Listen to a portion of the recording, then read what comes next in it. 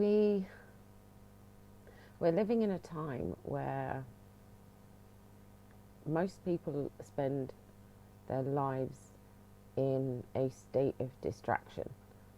What do I mean?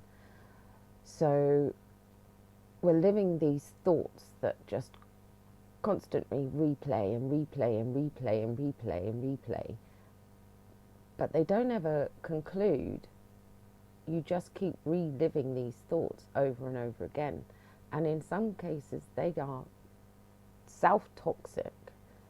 We self-doubt ourselves. We criticize ourselves, and if anybody else criticizes us, then we take it to heart. We take it that they're right. We're a failure. We can't do this, and we've all got into this mindset where we're just bagging on people. We're not encouraging people to be the best that they can be. You know, we're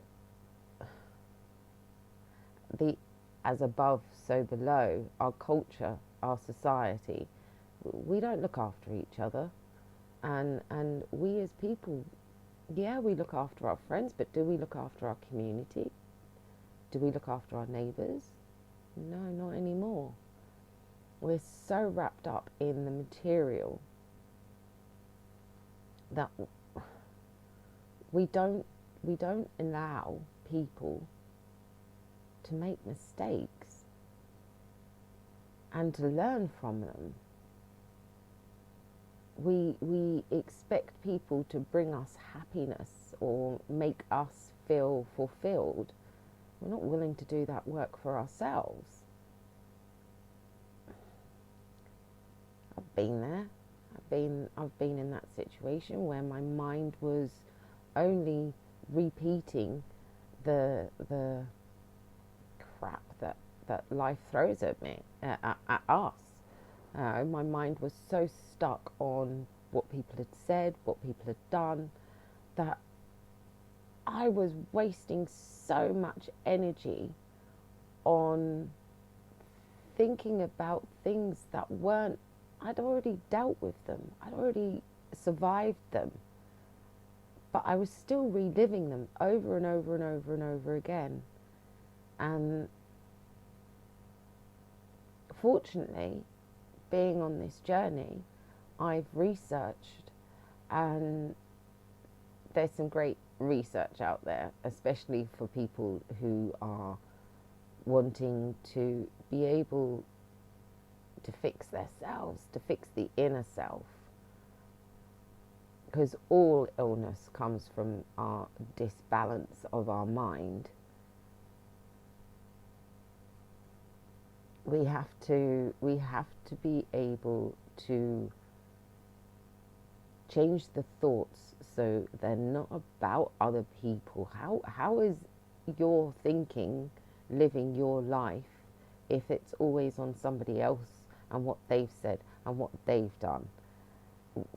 We've got to start thinking, okay, what do I want to achieve? What do I want? Okay, how can I achieve that? I've achieved so much, and this isn't me. This is for you, that you've achieved so much. You're here. You know, you're getting through this hard time in history, and we don't give ourselves that credit. We don't give ourselves that love. We don't give ourselves that acknowledgement. And if we're not giving ourselves that acknowledgement, how can we expect ourselves to give it to other people? At the moment on social media, there is loads of people saying, be kind, because people are taking their lives at the moment. But we're supporting it. We're buying the material that is attacking these people, that make them do the saddest things of taking their own lives. They're not being kind to themselves at that point, but because they're believing in the horrible things that people are saying about them. If you're not kind to yourself, you can't be kind to other people. if you're not trying to put things right between you and other people and your interactions, then you're not doing you. You need to be able to hold that love for yourself. When you have love for yourself and empathy and compassion, that makes the world a better place, because we're supporting each other. We are all brothers and sisters, for goodness sake. This is our home. This planet is our home. And I don't know whether or not we're on a evolutionary thing and our bodies are at their optimum. We're producing, our intellect is amazing. Look at the things that we're able to do. You know? But there's no inner work. There's nobody doing this, or not many people promoting this inner work. We've got to do the inner work to be able to change the world into a better place. And that starts with you. It's not the easiest of journeys. I'm not going to lie. It's not an easy journey to do self-development, self-discovery. Because you've got to accept responsibility for the things that you've done in your life. We can't go around blaming everybody else. At the time, we agreed to it. You know, we whether complicitly, that by just staying around, we still agreed to the behavior that we weren't liking. So we've got to take responsibility for what we have allowed to happen in our lives. I can't blame other people for what's happened in my life. I've got to take that responsibility. And then when you have that responsibility, you then look inside and say, okay, why did I do that? What can I do to change that? Is what I believe about that situation true? And most of the time it's not. Most of the time those thoughts in our minds are not right, because everything is a half truth and a half lie. You know, we can't allow ourselves to be controlled by the mind. We have to have control over the mind. If the mind is controlling you and you're always off in your thoughts and you're never in the moment and you're never living your life to achieve your goals, then what's the point? What's the point? We've got to address the inner issues to be able to change our outer world. We can't expect people to make us happy or to make us feel loved if we're not loving ourselves. If we don't feel happy with life, nothing is going to make us feel happy with life unless we change that, unless you take the responsibility to change that. It's a fun ride. It's a fun ride. It takes you down all kinds of different avenues, and people start popping up at just the right time to be able to help you to address what you need to be able to achieve things that you need to, especially when it's the inner side, when you're overthinking, to learn to meditate.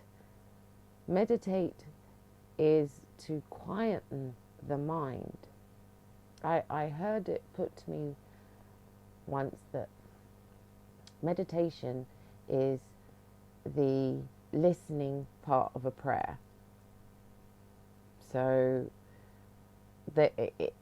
every morning I always, before I get out of bed, I take a few minutes just to meditate on what I want to achieve that day, how I want to be the best version of myself. And while I'm in that meditation, I'm kind of seeing ways of me being able to achieve what it is that I'm wanting to achieve, how I can go about it. So your asking is the prayer, and the meditation is a means of you being able to find the answer. It takes dedication, and it's not easy to start off with, but it's an amazing tool once you've grasped it. And I want to be able to help people to be able to grasp it, to be able to learn to meditate, to learn to get rid of these cultivated beliefs that we hold to be true that are destructive to our way of life. We are all amazing. We all have potential. And I think in a way our history hasn't ever tapped into the potential of what we truly are. We're just being seen as a part of a machine of production, and our self-growth and self-development hasn't been important to industry to focus on our well-being. And we're now seeing in the year 2020 that hasn't worked. You've got people so stressed out that they're taking their lives. We've got to change, and the change comes from within, and that's a personal choice. You can choose to stay as you are. Some of us like misery.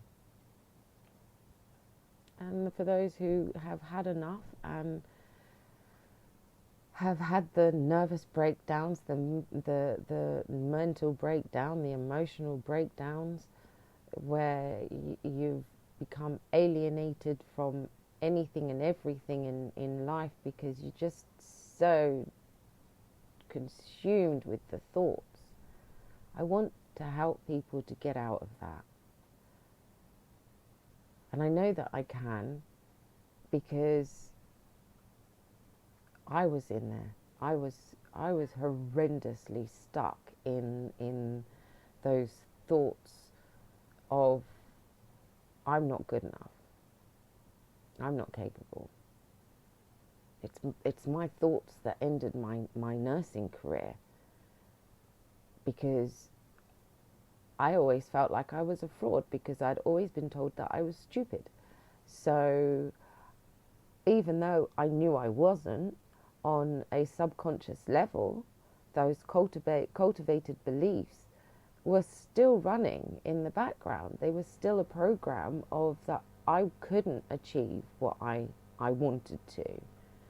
But I did achieve it. I did become a nurse. I did become an ITU nurse, and I loved that job. But my mind wasn't in a place to be able to do that job, because I didn't believe that I was legitimate.